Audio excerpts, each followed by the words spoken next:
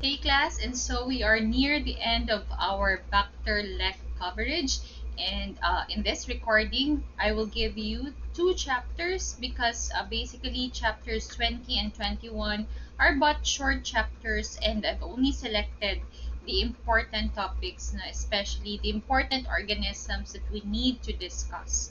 Okay, so first is chapter 20. So as you can see, chapter 20 contains the following genera bacteria. We have Vibrio, Aeromonas, Plesiomonas, and Campylobacter. And basically, they are grouped together because they are not just gram-negative bacilli, but what's common among them is they are oxidase positive. Okay, although one is a member of your Enterobacteriaceae family, which we've mentioned before, and that is your Plesiomonas. And if you can remember the exception, of Plesiomonas from the family is that all the family or members of the family are oxidase negative except for Plesiomonas. That's why we will discuss it here together with its similar organisms, because they are again oxidase positive. Okay, so we will also discuss other common nilang mga characteristics. Okay, so let's start with the first one. You have the Vibrio genus. So for your Vibrio, what's also similar now between your among your Vibrios, your Aeromonas and Plesiomonas, they are commonly seen or found in aquatic environments. Okay, so Vibrio found in aquatic environments, we have four significant species. You have the most important one, Vibrio cholerae. Then we have Vibrio parahemolyticus, Vulnificus, and Alginoliticus. Okay, so these are the factors that can predispose a person to develop a Vibrio infection. So anything that has to do with, of course, exposure to aquatic environments or even materials that came from aquatic environments. First, recent consumption of seafood, especially if it's raw, kahit wala napatay ang bacteria. And the most common seafood implicated is the oyster, which is common din sa aton ding location, and this one actually is rich in bacteria, so especially if it's not cleaned or cooked properly, because our oysters, are commonly grown lang gid sa mga rivers, or estuarine waters. Unlike sa other countries, like in the United States, they eat it raw because it's cultured, and the body of water is usually clean, or sanitized, not sanitized, but it's basically not infected or contaminated with other mga material, especially fecal material. Okay, so that's the first. Second is recent immigration or foreign travel. As I've mentioned before, in your E. coli, the E. tecna strain that causes your traveler's diarrhea, this naman niya, common gini siya, same lang gid with Vibrio, for those nga from the first world countries who travel to mga third world countries. Then, if you've experienced a gastroenteritis, or a food poisoning that results to a cholera-like or rice water stool. So basically, the diarrhea here, it's also watery, but may mga flecks of mucus that looks like rice, when you check the stool. So we describe it as rice water stool. Okay, and if you have been exposed, by accidental trauma during contact with either fresh, estuarine, or even marine water. So, pwede man associated actually mga salt water, but more common dito sa mga fresh and estuarine. Estuarine is basically brackish water. Brackish water is the mixing of fresh and salt water. Commonly seen kung diin tawag mo gani, estuarine areas are located kung diin ang river ma-empty out na into seas and oceans. So, pakadto na siya bali to salt water. Okay? So those are the factors that can lead to a possible Vibrio infection. Next, we go to the characteristics of Vibrio. Number one, it's asparaginous, non-spore forming. The shape is curved. That's why we describe Vibrio as a comma-shaped bacteria. It's a gram-negative bacilli. and it is actually motile. It has flagellum or flagella. So, pwede gid siya nga isa lang nga flagellum, uh, ano, tufts gali of flagella, but on one side only. And it could be sheath, especially if taken from broth. Then it transforms into a peritrichous no formation on sheath if it's taken from your solid media like your agars. Okay? That's just an illustration showing you the polar niya nga flagella. It could be tufts or lophotrichous or pwede man isa lang. Okay? Then there. You have here again commonly seen sa broth, polar flagellum or flagella, and peritrichous naman from your agars. Okay, so other properties, we have oxidase positive, able to reduce nitrate to nitrite. They are susceptible to what you call as the vibriostatic compound O129, 150 micrograms of that. This one is to really confirm that it's vibrio. So we use this one just to check if it's susceptible or not. It's also positive for what you call as the string test. Basically, we combine the bacteria with 0.5% sodium desoxycholate and ma-form na siya do ka string, mucoid stringing reaction. These are halophiles, salt-loving sila, except for Vibrio cholerae and Vibrio mimicus. So for the salt lovers, we often see them in marine waters or salt water, while cholerae and mimicus are often seen in fresh and estuarine water. Okay, that is your string test. So that's a positive result, the formation of a mucoid string upon mixing your bacteria with sodium desoxycholate 0.5%. Okay, so let's go now to our species or groupings of Vibrio. We have three major subgroups. We call them Vibrio. This one is specific lang for Vibrio cholerae. So we have O1, O139, and non-O1. O1 is the most common one, especially causing your, of course, diarrhea, infection. We have three serotypes for O1. We have Ogawa, Inaba, and Hikojima. Because Vibrio basically is a common pathogen sa Japan and also in Asian countries. So that's why ang terminologies today are often mga Japanese terms. So Ogawa has the following groupings A, B. I'm not certain kung diin ni siya naghalin ang letters, could represent the antigens of these serotypes. Inaba naman is A, C, and Hikojima are A, B, and C. Okay, groupings. Then for O139 together with O1, if you've noticed the O there stands for the O antigen. These two are the common cause of epidemic cholera. Because of course, if it infects bodies of water na gidyad, such as rivers and seas and oceans, and people are often eating manggid seafood, any type of sea creature na infect man, of course, from these bodies of water can cause infection. That's why large population is affected. So that's an epidemic na. Okay? Non-O1 niya is rare lang din. So let's focus again on Vibrio cholerae, the causative agent of cholera, also known as Asiatic cholera or epidemic cholera. Again, the common agents are your subgroups O1 and O139. So it's an acute diarrheal disease spread mainly through contaminated water. And also, of course, not just contaminated water na natulon mo, na ingest mo, but sea products again that are improperly preserved or even handled or improperly prepared. Okay? So again, this leads, or the type of stool here is rice water stool. It's watery with flecks of mucus. And it's more frequent than the ordinary traveler's diarrhea by E. coli. Like for example, ma-defecate ka lang siguro the most 10 times in a day, your cholera is more frequent. At least 10 times in a day ka magpa-CR. So 10 to 30 times per day.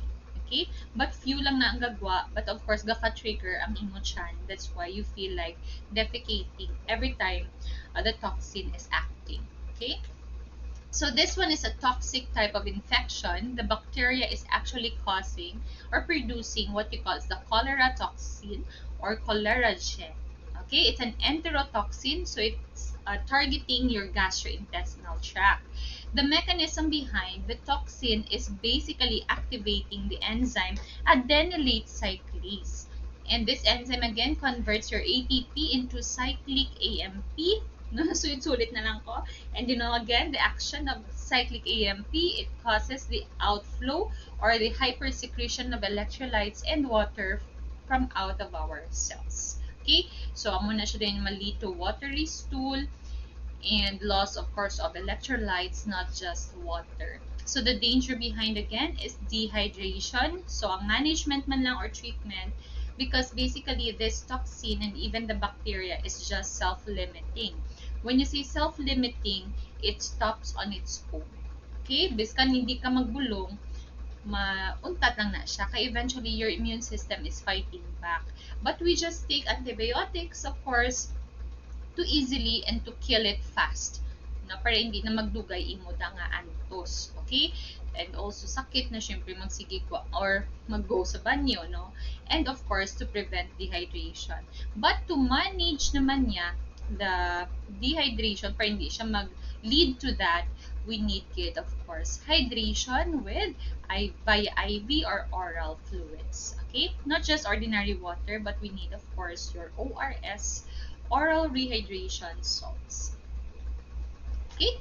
So that's the action of the the bacteria leading to the toxin.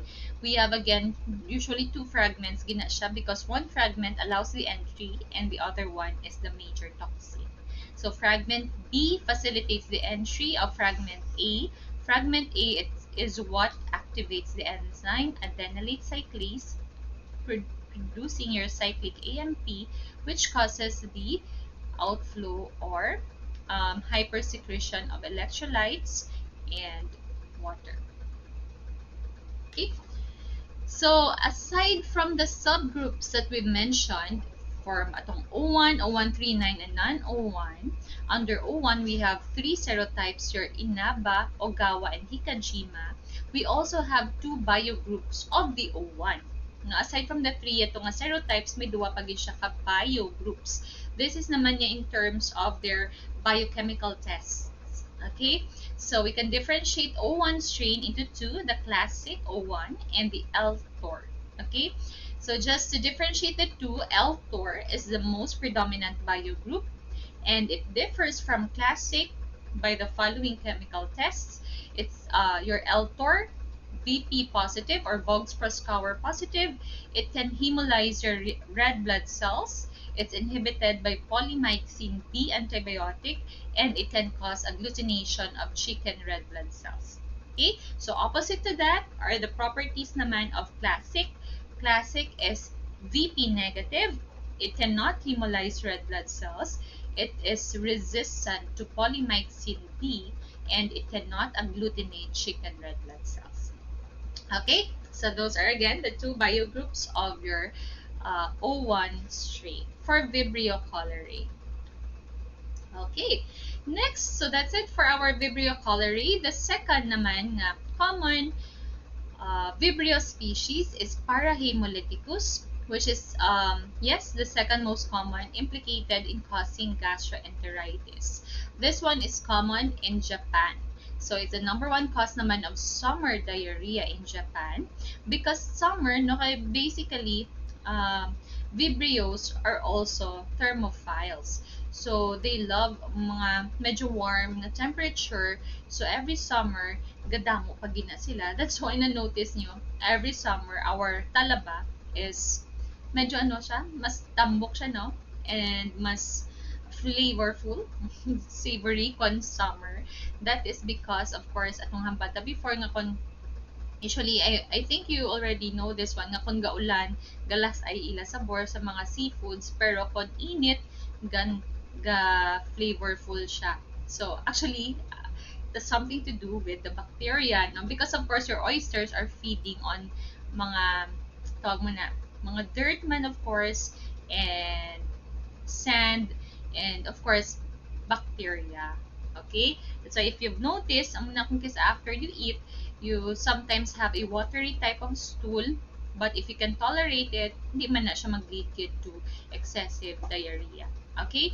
So, amo lang ng bata, may kita research before nga na-conduct that if you dip the oyster or any seafood sa langgaw, vinegar, or mga seasoning, especially may acetic acid, mas gabuhin ang number of bacteria. So it's recommended to dip them in vinegar when eating, no?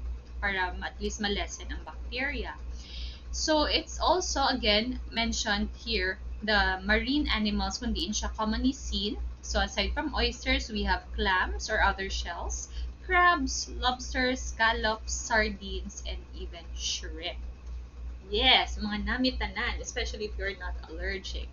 So that's in Japan, common nila nga species, but of course here in the Philippines, we also have parahemolytics.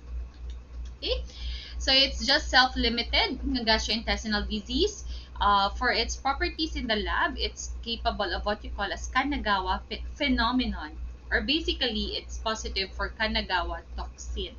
Okay, so Kanagawa toxin is a virulence factor that contributes, of course, to its ability to cause gastroenteritis, and the toxin here is a hemolysin. It's basically a toxin that can lyse red blood cells, and it is heat stable. So, hindi siya mapatay sa heat. So, we perform this one using a Wagatsuma agar. Wagatsuma agar is high salt mannitol medium. So, it's a back, no, blood agar plate na gintaasan ng salt content or gindugangan, gimutangan gid salt, and may ara man siya sang sugar, which is mannitol. Okay? Just to check if the bacteria is able to lyse the red blood cells in this type of agar. So if it's capable of hemolysis, we describe it as Kanagawa toxin positive. So you call that as the Kanagawa phenomenon, which again contributes to the virulence of the bacteria. Okay? So that's why Japanese ato terms. So next, the third is Vibrio vulnificus, the only lactose positive Vibrio. So it turns to pink, no, in your McConkie agar, while the rest of the Vibrio species naman niya are non-lactose fermenters, colorless on McConkie agar. So it's the second most serious type of Vibrio-associated infection. We have two categories of the infections that it causes. We have primary septicemia, due to mainly consumption of shellfish, like your oysters, and wound infections naman, of course, if you've encountered a traumatic aquatic injury. Okay? So, less siya implicated sa gastroenteritis. More on wound infections and septicemia. And the fourth and the least pathogenic is Vibrio alginolyticus. It's also the most infrequently isolated. This one is a strict halophile requiring at least 1% sodium chloride or salt, and an occupational hazard. So common lang ni siya mag-cause infections among sailors and fishermen. Okay, so that's it for our important species of Vibrio. Next, we proceed to its laboratory diagnosis.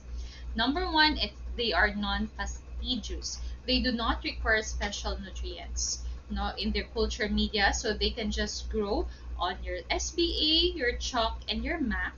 However, they require taas salt content, or may salt gidapat, so at least 0.5% of salt.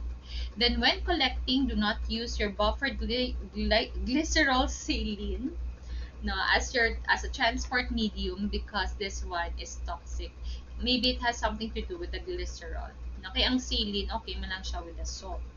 For our colony appearances, we have for your SBA and chalk, it's medium to large size colonies that are smooth, opaque, and iridescent, no, with a greenish hue. Medyo do ka mag-strike sa light, doga rainbow appearance, pero the more on greenish hue. Then in McConkie agar, again, they are non-lactose fermenters except for vulnificus. Okay, that's on BAP. So, amo na siyang do medyo large, no? Medium to large, it's moist as well, convex, and with an iridescent hue.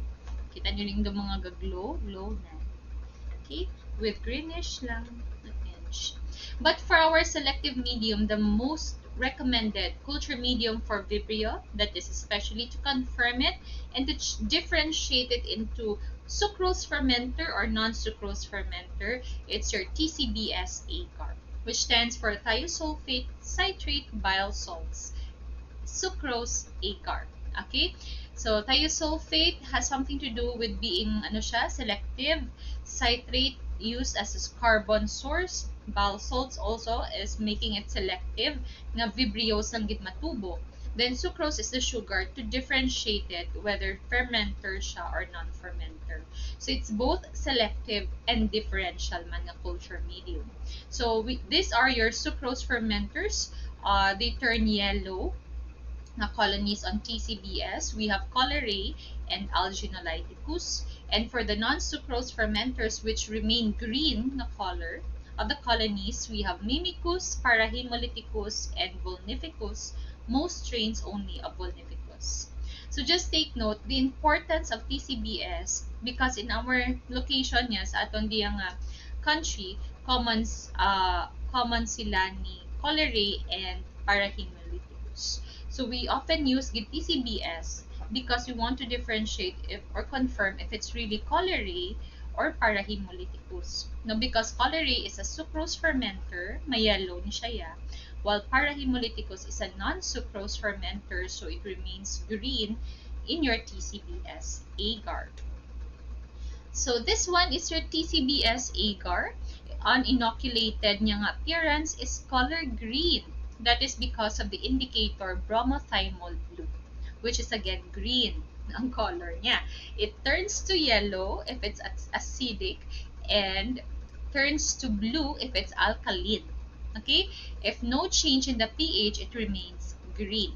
So again, for sucrose fermentation, of course, acid is produced or lactic acid is produced. That's why may yellow sila ng colonies. So these are your Cholerae and Alginolaticus. They are sucrose fermenters. And for non-sucrose fermenters, they remain green, no change in the pH. We have your Mimicus, Parahemolyticus, and most strains of Vulnificus. Okay? And for our common similar na mga organisms to our Vibrios, we have the following: Aeromonas, Plesiomonas, the enteric family, and Pseudomonas. These are the common nga mga biochemical tests nga kung diin nag-differ sila with Vibrio. Okay? Vibrio is susceptible to your vibriostatic compound O129. Aeromonas is resistant. Vibrio is positive for the string test. Aeromonas is negative. Then for Plesiomonas difference, Vibrio cannot ferment inositol. Plesiomonas can ferment inositol. For the entire enteric na family, Vibrio is oxidase positive. The family, mga negative except for Plesiomonas. And Vibrio as compared to Pseudomonas is a fermenter, while your Pseudomonas is a non-fermenter of sugars. Okay, so that's it for our Vibrio. Yes, I think I will continue na lang in part 2 for our other similar organisms such as Aeromonas, Plesiomonas, and Campylobacter. So I'll see you in part